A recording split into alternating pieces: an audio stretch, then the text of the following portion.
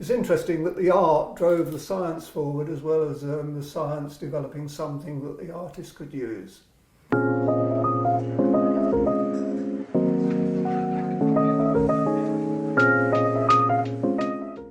Hi, I'm Alexa Wright. I'm an artist and I've worked collaboratively quite a lot with various different scientists, but most of all with Alf Linney. We worked together between 1998 and 2010. I'm Alf Linney. I'm a professor at the Ear Institute at UCL, and at the time I actually met Alexa. I was working at the medical physics department at UCL. I met Alexa because there was an art competition, wasn't there? And I first got to know her from that. She said, where do you work and what do you do? And I told her and she said, can I visit your lab? I thought you said, come up and see my lab sometime. Maybe I said that, yes. I'm not sure how the conversation started, but she ended up coming and visiting me in my laboratory. I should say what our main activity was planning facial surgery.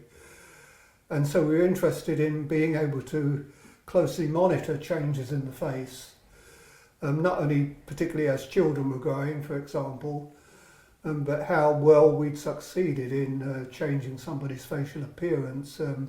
This was not cosmetic surgery, I should say. We didn't do that, but it was reconstructive surgery where there was some damage to a person's face or the face was growing abnormally.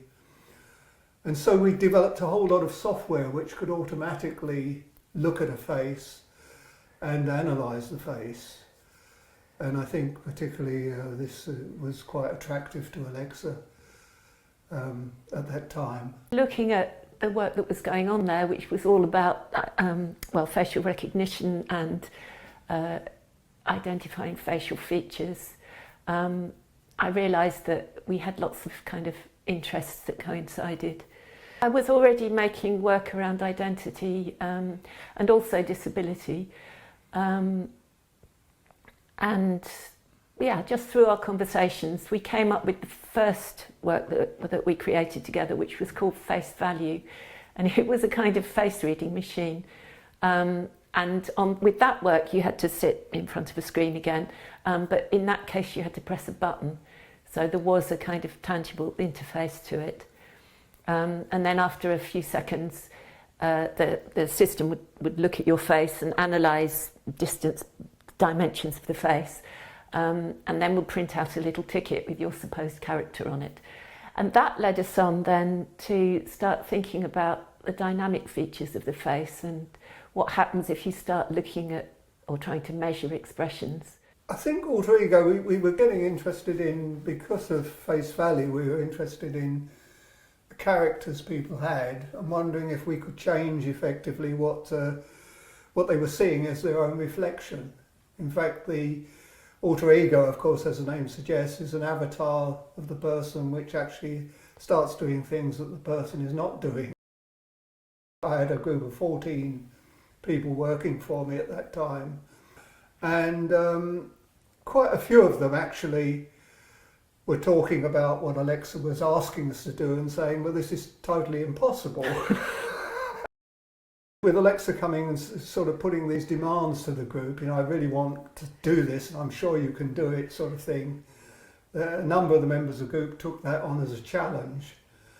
And at that time we were also coincidentally interested in facial expression, because after surgery sometimes people couldn't make particular facial expressions. And so we were interested in discovering what the issues there were, so we wanted to be able to have a system that would automatically recognise facial expressions.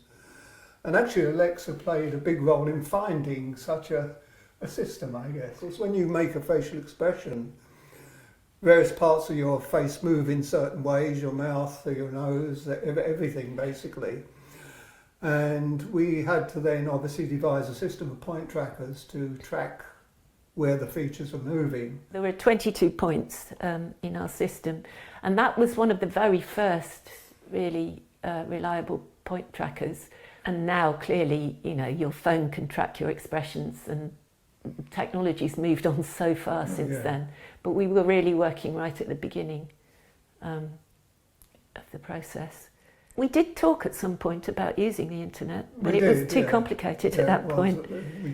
Now it would be, I think it would be a fairly simple thing, you know, and so that these things would develop. I mean, we could probably do these things in sort of 6 months. It took us 6 years before to do. I mean, when we first made it, the wire model is pretty clunky. The teeth are awful. And I was kind of concerned that it wasn't very sort of faithful to the image of the person.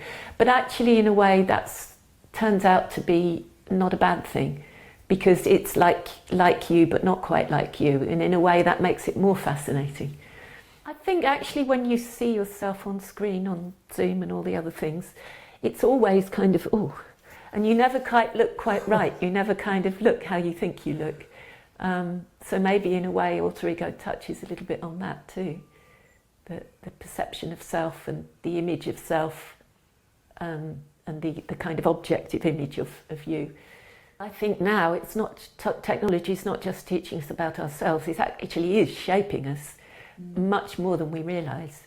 And I personally, I feel that's quite dangerous. This is the modern style of interacting with things. You know, you're interacting with machines basically that have an enormous database, I suppose.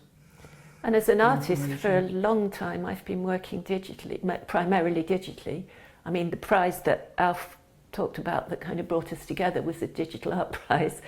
And just recently, I think I'm feeling a bit overwhelmed by tech and just wanting to go back to making physical, tactile things again. Yeah, I think we were both equally committed to it, weren't we? Yeah, we certainly were. As I say, it needed a bit of an external driving force, you know, for certain things to be pursued. Otherwise, what tends to happen is you work in a very narrow domain and you don't shift from that domain, really. You know, it's that. I guess that's how science advances, by somebody jumping out of the domain they're stuck in, and pursue something they'd not imagined was possible. I used to spend my time trying to convince you that you were really a scientist, didn't I? Do you remember? And that you're an artist. I used to say, Alexa, you know, you're developing science here. You know, you're.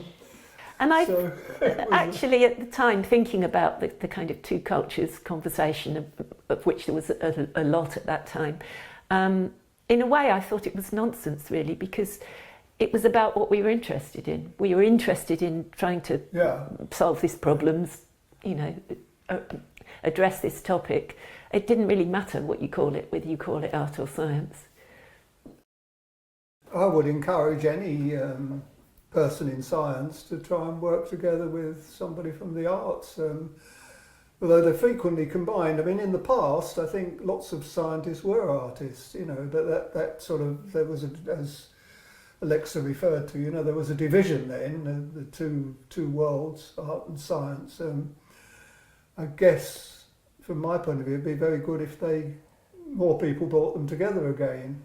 Well, at its best, science is a creative activity, isn't it? It is, of course, yes. But it can be triggered, you know, other things can be triggered by interacting with somebody who's working in a completely different zone, basically, or using different thought processes, I guess. Alexa had a very systematic way of looking at things, you know, which totally corresponded to the way we looked at things as well. So, except she had sort of eyes at the sky, you know, and the stars, and we were kind of down on the earth. I think that was the difference, you know. That, and as I say, there were some fairly cynical people in the group, and who simply didn't believe in it, did they? They didn't think these things could be done, and some of them didn't even think it was worth doing, I think. Until we proved them wrong. Yes, until we proved them wrong, yes.